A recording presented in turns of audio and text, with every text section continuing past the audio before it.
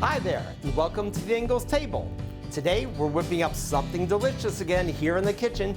Now join me as I show you how to make my patented Mulligaturkey soup. It's something a little different. So we're gonna start off on the soup with about, let's say about 6 cups of leftover chunked and shredded dark and white meat turkey. And here in our stock pot over medium-high heat, I've melted about a quarter or a half a cup of butter, 4 tablespoons minimum. To the butter over the heat, I add in 2 cups of diced up onions, get these things sauteed, a cup of diced celery, then we add the garlic, stir it through. I'm using, for this recipe, Granny Smith apples. I really like Granny Smith.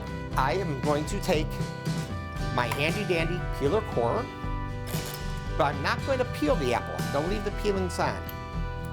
Put it on here, spiral slice the apple,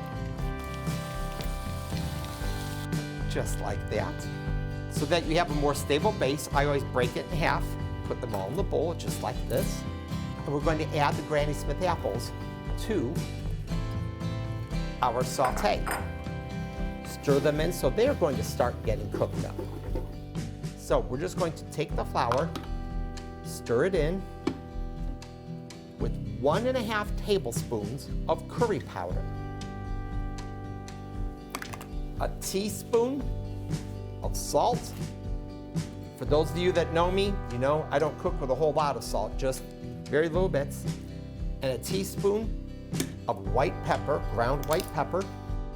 To this now, we will add in our turkey. Get the turkey started to stir in. Now, like I said, turkey stock. Now, if you don't have turkey stock or turkey broth, that almost sounded like a turkey. We can go on ahead and use chicken broth or chicken stock also for this recipe. I've got 8 cups here.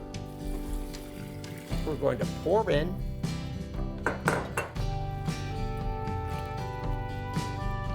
stir it through. Depends on you personally, how much rice you like. I've got 6 cups here maybe. I'm gonna add about 4 cups of the rice in. We're gonna put a lid on this and let it simmer for about 15 to 20 minutes.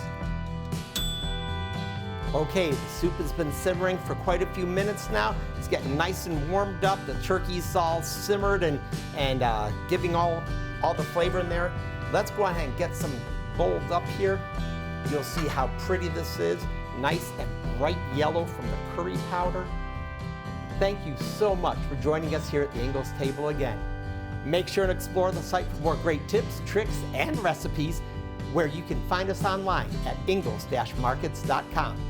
Until then, we'll see you next time.